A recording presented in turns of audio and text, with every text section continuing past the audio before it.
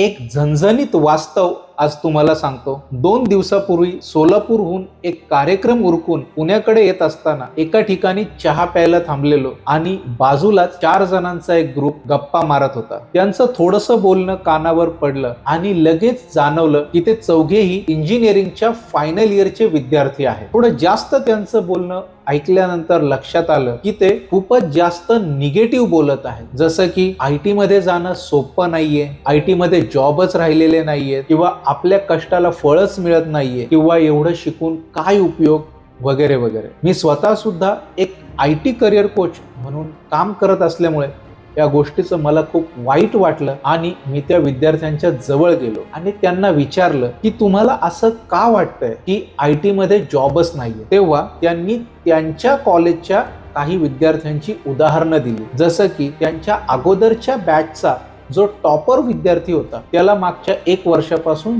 Job मिळालेला नाही। विद्यार्थी मित्रांनो, एखाद्या नकारात्मक गोष्टीचा आपल्या मनावरती किती खोलवर परिणाम होतो ते बघा। कारण जो मागील 1 वर्ष IT जॉब मिळवण्यासाठी धडपडतोय, शेवटी न राहून मी त्या विद्यार्थ्यांना एकच प्रश्न विचारला की तुम्हाला आजच IT मध्ये जॉब मिळेल, पण IT कंपन्यांना हवे असलेले कुठले स्किल सेट्स तुमच्याकडे आहेत? या प्रश्नानंतर चौघेही विद्यार्थी थोडेसे गडबडले, नकळतपणे त्यांची मान ही खाली गेली। मला तुम्हाला एकच गोष्ट सांगावीशी वाटते, ती म्हणजे एखादी गोष्ट तुम्हाला तोपर्यंत मिळत नाही जोपर्यंत तुम्ही ती गोष्ट मिळवण्यासाठी पात्र होत नाही। आजही IT इंडस्ट्रीमध्ये फ्रेशरसाठी हजारो जॉब ऑपॉर्च्युनिटीज या आहेतच, पण दुर्दैवाने IT कंपन्यांना हवे असलेले स्किल सेट आजही बऱ्याच साऱ्या विद्यार्थ्यांकडे नाहीये। हे स्किल्स तुम्ही स्वतःमध्ये आणा, स्वतःला डेव्हलप करा। IT जॉब मिळवण्यासाठी आधी स्वतःला कॅपेबल बनवा आणि मग बघू कोण तुम्हाला IT जॉब मिळवण्यापासून अडवतंय। आणि हे लेटेस्ट स्किल सेट शिकण्यासाठी यस इन्फोटेक नेहमीच तुमच्या सर्वांच्या सोबत आहेच।